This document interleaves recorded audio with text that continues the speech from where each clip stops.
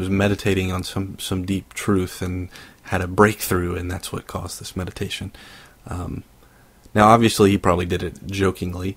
You can't be sure, but these public figures like he and Pat Robertson tend to make comments that are at least fun to read or think about from time to time.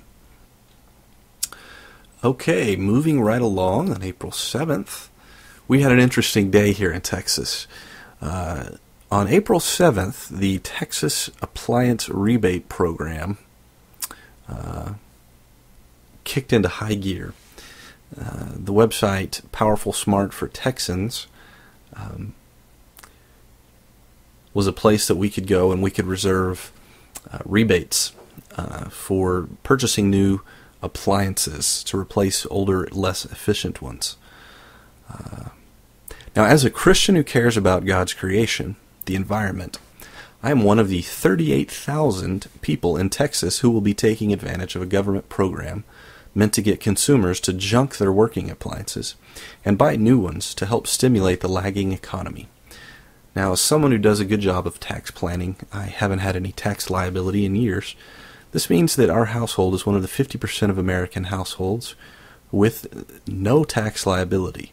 In other words, odds are that half of my readers or listeners are the ones who paid for my soon-to-be new dishwasher.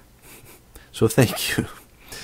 Part of the American Recovery and Reinvestment Act, also known as the Obama stimulus, or for those of you Rush Limbaugh listeners, pork-ulus bill, one of the purposes there was to provide money for Americans to purchase energy-efficient appliances. Still, should the program really stipulate that you must get rid of a working appliance in order to get the rebate? Now, don't get me wrong. I'm glad to get a new dishwasher and glad that I'm going to get a good deal. As a Christian who cares about God's creation, I'm all about this kind of thing. But the program's motive seems to be stimulating corporations instead of lowering energy usage. But that's another story. The real story, in this case, is the mess that was the Texas Powerful Smart campaign to get us to trade up in appliances. Now, they announced that the program would start taking applications at 7 a.m. on April 7th. Now, they announced this days in advance, had a big banner on their website talking about this sort of thing. And I was assured by my computer programming friends that the website would definitely crash, definitely fail.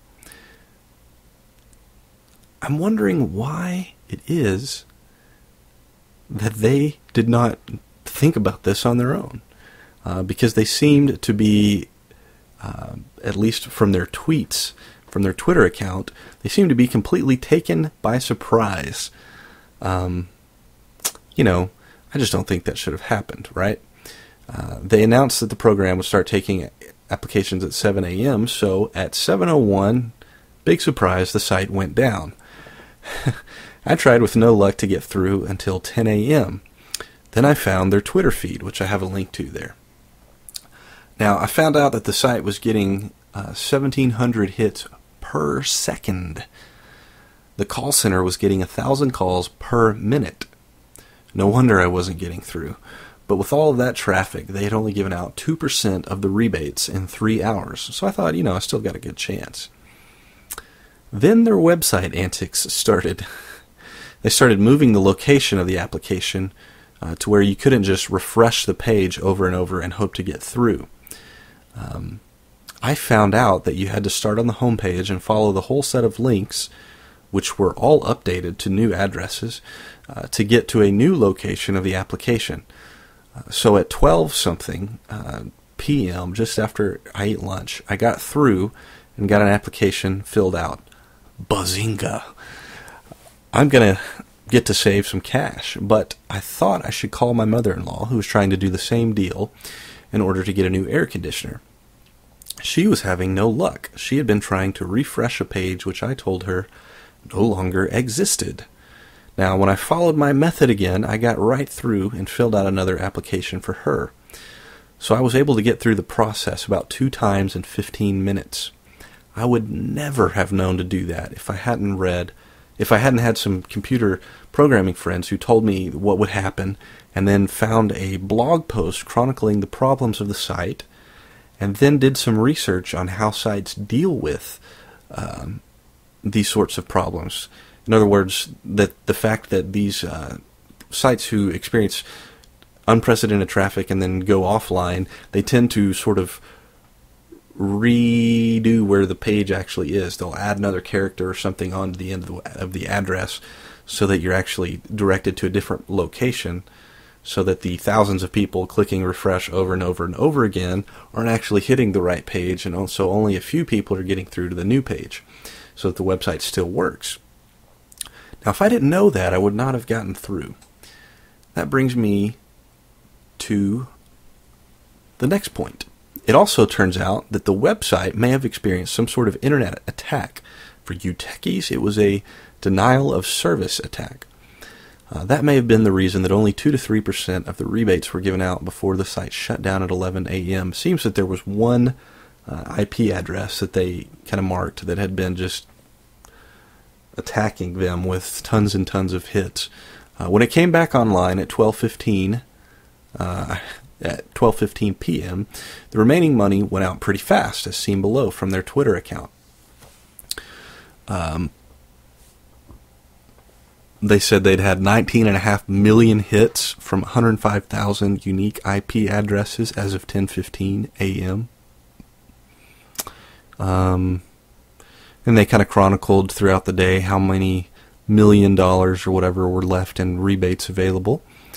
And it happened that just before 3 p.m., all of the rebates went out. So it was interesting that 2 to 3% were given out in several hours, and then when the site goes back online, they just went like crazy because the denial of service attack had been rendered ineffective.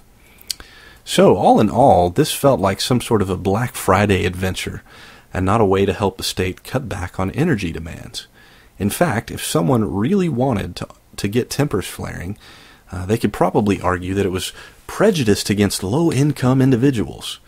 Since only internet connections were getting through, one needed a computer and internet to get a rebate.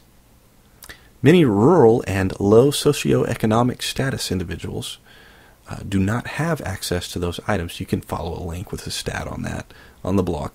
So they likely received a disproportionately small number of rebates. And not only did you have to have an internet connection, but in these sorts of situations, you need a decent internet connection, a good high-speed connection. So that argument might be made. Now, still, as a Christian who cares for God's creation, I really do want to lower my energy needs in order to reduce pollution, and this program, it really will help me do that. So, in some ways, the program was a success. In other ways, the program was certainly a failure. In many ways, it was. And we'll see how it goes in filing the paperwork end of that sort of thing. Well, I hope these things have made you think this week, and I hope that you will take seriously the idea that God loves His creation and has pronounced it very good in Genesis chapter 1, and that in light of that, us believers should attempt to live in a way that honors God and honors His creation, thereby showing that we love Him.